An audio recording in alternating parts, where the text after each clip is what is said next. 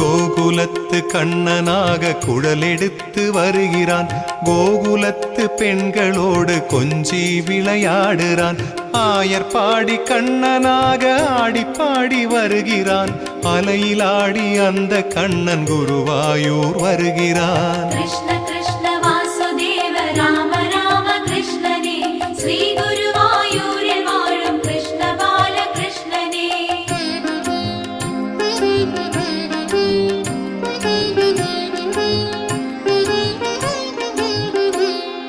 சேற்றை அள்ளி மேனி பூசி சின்ன கண்ணன் வருகிறான்.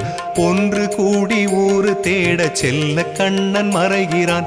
கொஞ்சி மகிழும் கோபியரை குறும்பு செய்து மயக்குறான். குரூரம்ம முன் தோன்றி காட்சி அவனும் தருகிறான். கிருஷ்ண